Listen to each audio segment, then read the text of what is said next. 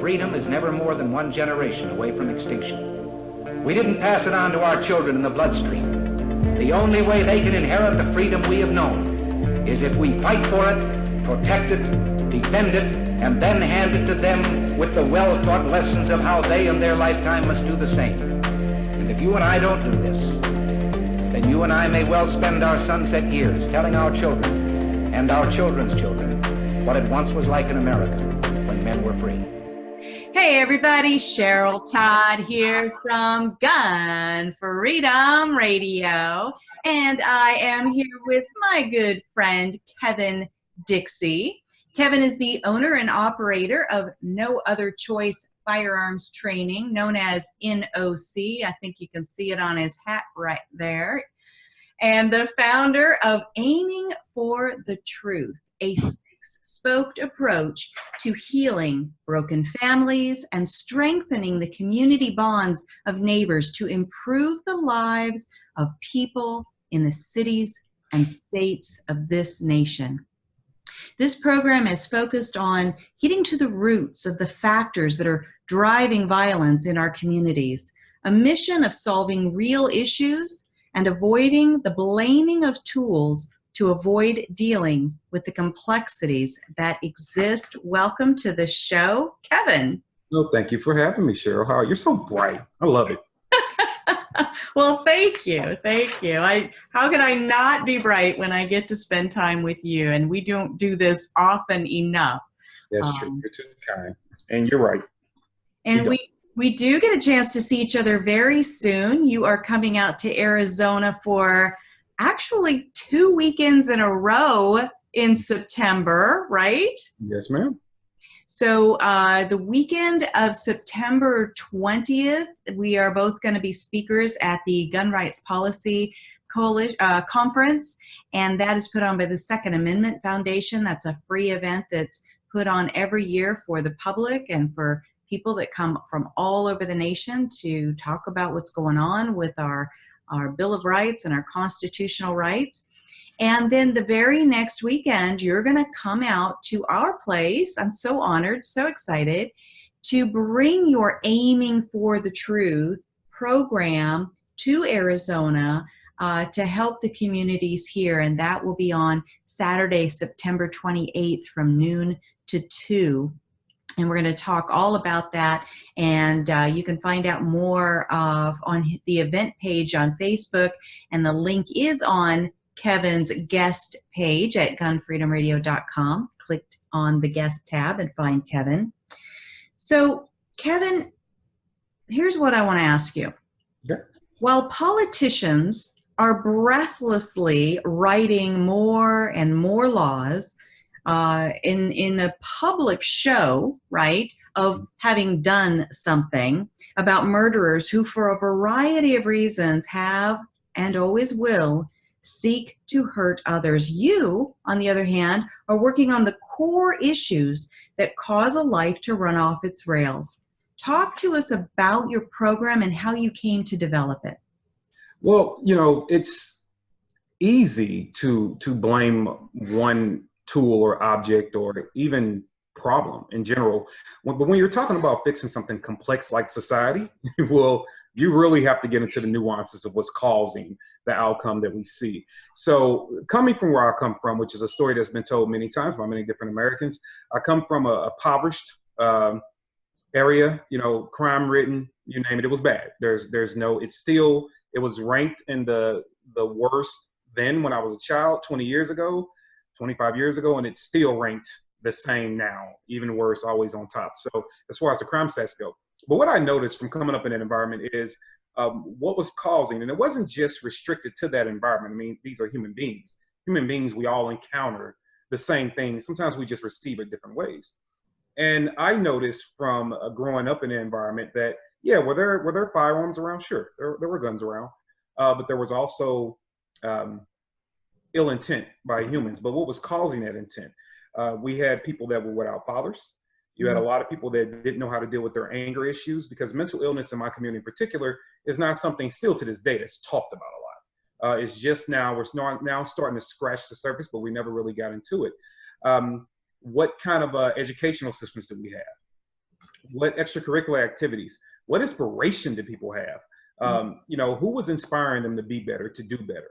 Where in our communities, it was really just a bunch of lost souls that just didn't know what direction to go in. They were just, you know, just lost. So I realized that I think God blessed me with vision. And I realized that, you know, a lot of us are the same. And I don't want to run off the rails like you are. As a matter of fact, I want to help you. So in my teen years, I began to counsel other kids. And the counseling started with just asking, hey, what's wrong? And this is from my own experience. And part of what we talk about is mental illness. But that's from my own experience. My upbringing, it's molestation and foster care and the whole 9 yards. And my upbringing led me to around 13 years old. My anger and frustration led me to wanting to commit suicide.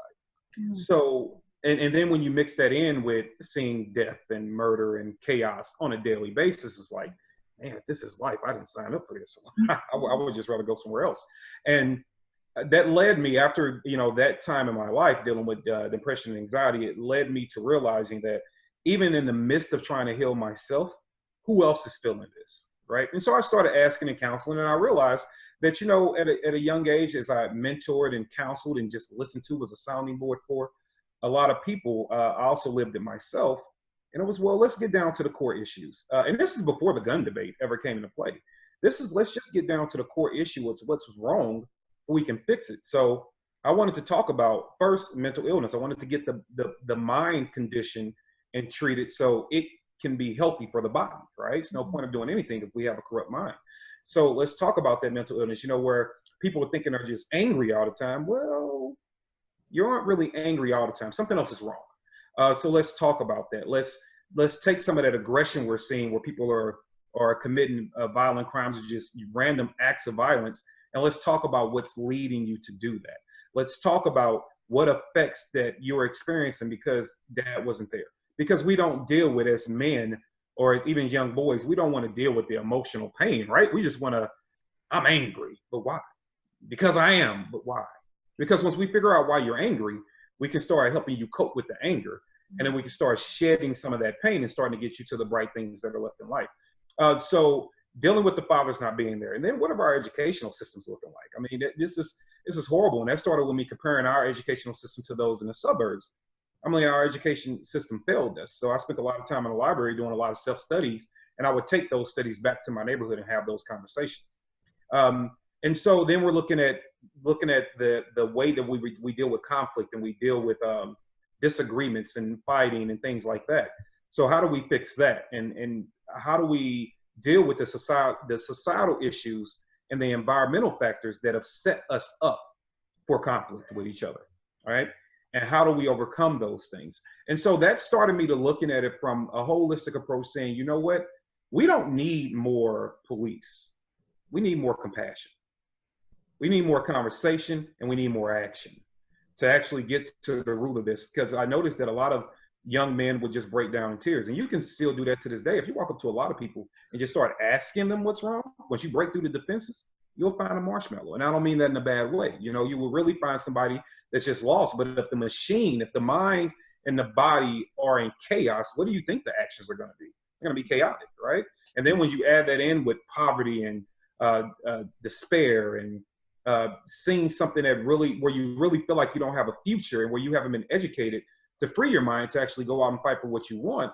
And if everybody's telling you every day that, you know, this is what life is, this is what you're going to be, then what do you expect to happen? So if I don't love thyself, I'm not going to love you. Thus, murder, robbery, chaos, arson, the whole 9 yards, all those things, because we haven't dealt with the core issue. So I decided to aim for the truth. And that's why we call it aiming for the truth, where we're trying to get to the root issues of what's causing violence and cure it at its roots, kill the root, if you will, cure it there. So the person that's blossoming, the person that is blossoming can blossom with all that corruption and can have a free mind to go out and make better decisions, because we start the healing from inside out instead of blaming any one particular thing. We're going to deal with things in the gauntlet as they come.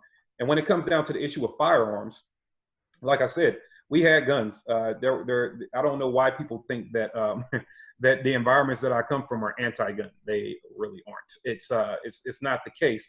But there is a big miscommunication and miseducation about what the firearm is. Now that does exist. So I noticed that, yeah, there were crimes committed with guns, sure. But there were also crimes committed. Now, I just had a friend not too long ago that was set on fire and killed. Our gangs would jump on you and beat you to death. You know, so it just wasn't guns. And we never looked at it like, oh, our community is so bad because of guns. We looked at it because people are crazy. That's how we looked at it.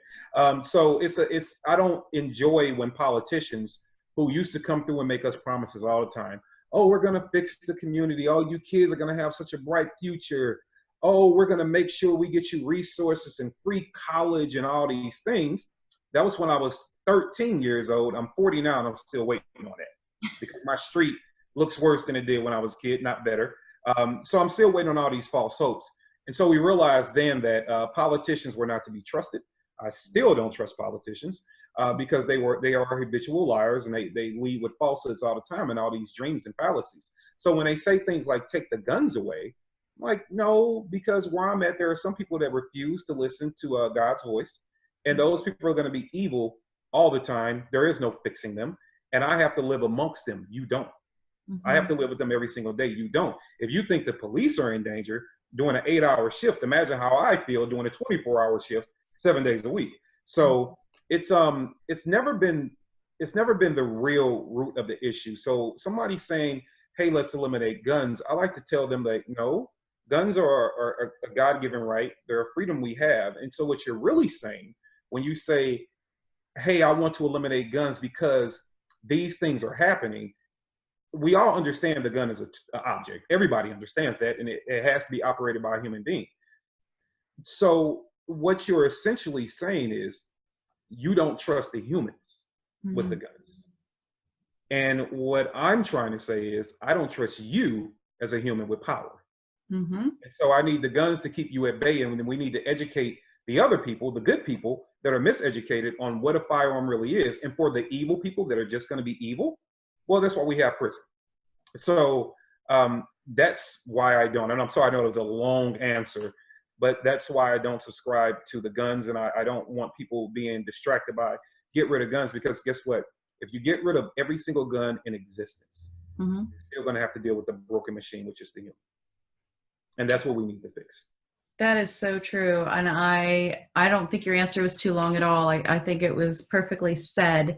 And when you walk us through all those things, all those true causal factors in people's lives becoming overwhelming, becoming off the rails, all those kinds of things, you're not just talking theory, right? You didn't just go to the library and read about this stuff. You've lived it. You've walked through the fire. You are an example of proof that people can come through it and choose their own path. And you lead by example. You don't sit there in your Aiming by the Truth seminars and tell people what they should do. You say, here's what I've done. I've actually gone and tutored. I've mentored. I've gone and I've donated bicycles. I've actually invested my time, which is my most finite and precious resource, in my community, in the people around me. And there is no better example than that, because nobody can argue with that back and say, oh, well, that sounds good, but, I mean, they can, but it's going to fall flat. And I just admire you, and I respect so much what you are doing with your life, and what an amazing example to your children of, and I hope that if they don't know yet, that at some point they understand the journey that you've come through, because that's going to, I think, be such a powerful example to them, that if they have a bad day and they feel like nobody's ever had it worse than me, right? I had my grandparents who were, they lived through the Depression and World War I and World War II and, all these things. And if I ever wanted to fall into that, nobody's ever had it worse than me, I'm like, oh, wait, but then there's my grandparent. Okay, never mind. Shut up. Exactly. So I really, I just value that, and I don't think those kind of stories can be told often enough. And have you been doing this long enough to really start seeing the blossoms of the seeds that you've put on the pathway? Yes, you know, one of the things in my history is that I worked for the St. Louis City Police Department for roughly a decade, and during my tenure there, and I was in the prisoner processing division, so I dealt with the arrestees, and I interacted not only, you know, before that, but during that, and so I took an opportunity to, instead of just, and it didn't start right away, but I quickly learned that instead of just treating these individuals as, you know, castaways or criminals or whatever, there are a lot of people in here I could talk to. So I actually turned my job into church, if you will, where we would communicate, and I would talk to a lot of these young guys, and I was still doing it in the streets. So I realized that over time I've been at this, you know, what, really 25, 26 years. Wow. And in one small way or another, but it's been constant. There's never been a break. And what I've noticed is that there are a lot of young men, you know, for example, my nephew, 2 days ago, my nephew was a Marine, and he just re-enlisted, and he's getting out of 29 Palms, California, and getting to North Carolina, which is great.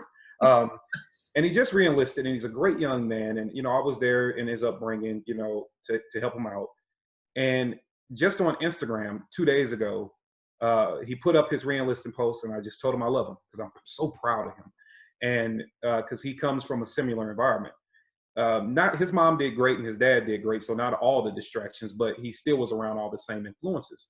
And I just told him I love him, and he responded with, "Thank you for everything you've done and for all the great advice."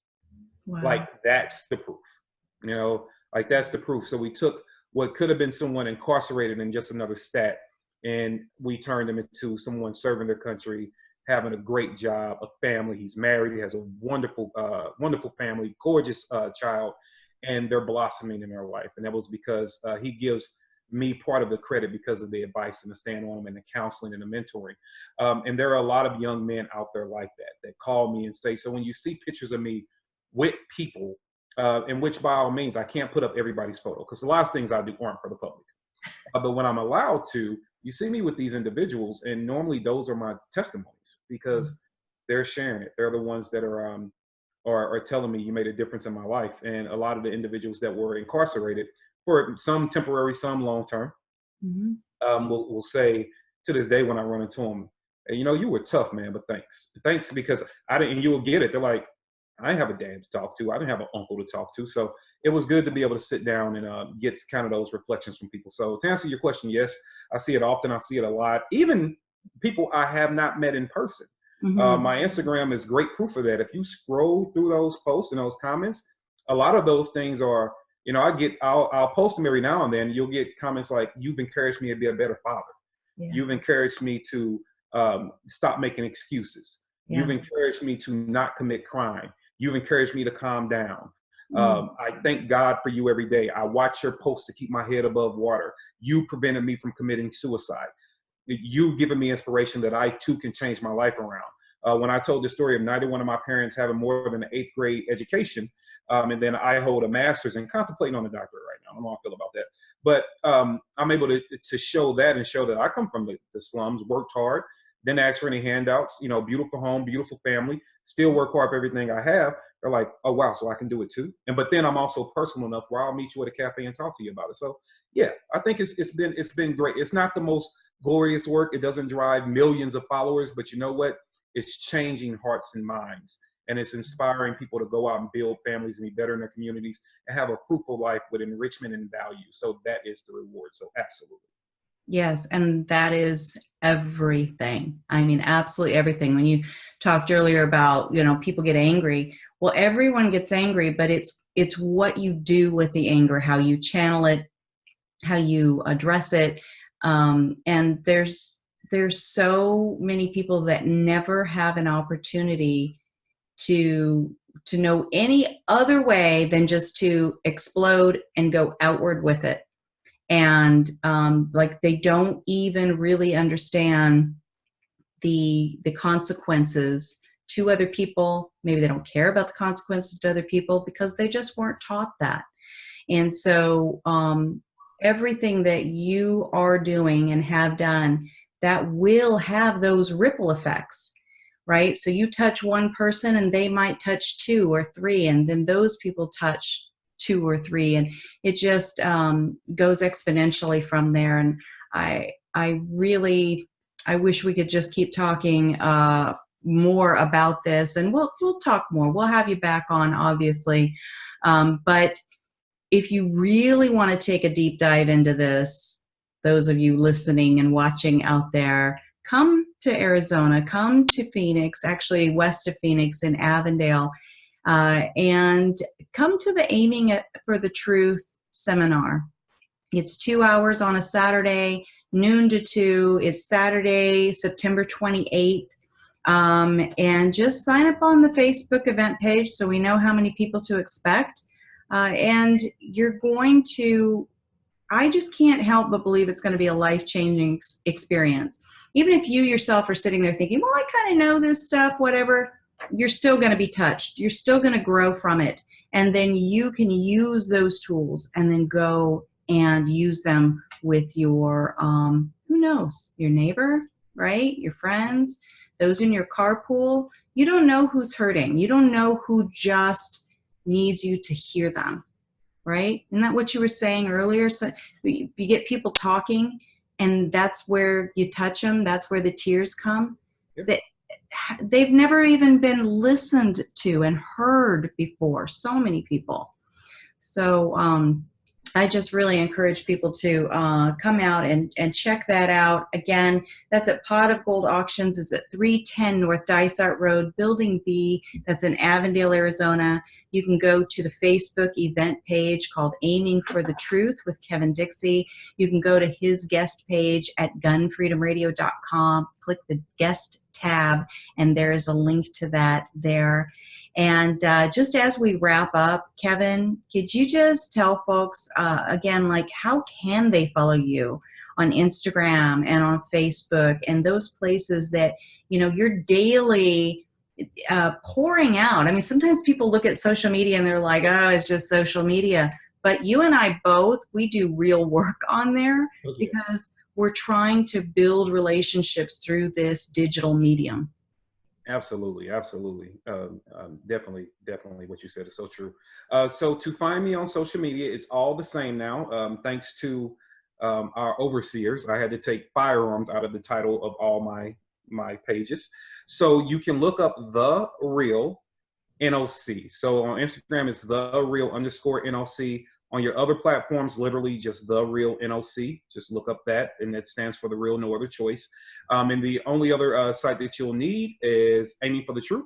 So it's Aiming for the Truth is going to be on Instagram, and that's pretty much where it's at now. We also have a GoFundMe if you're ever interested in helping, and that is GoFundMe/Aiming for the Truth, which is a non-for-profit organization. So it is tax deductible if you decide to help. And so we'll be doing way more now that we've achieved that nonprofit status. It wasn't as easy as I thought it was going to be, but it's done.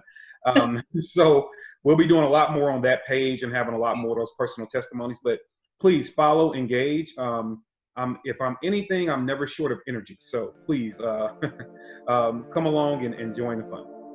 Absolutely. Kevin, thank you so much for being here with us tonight. No, thank you for having me.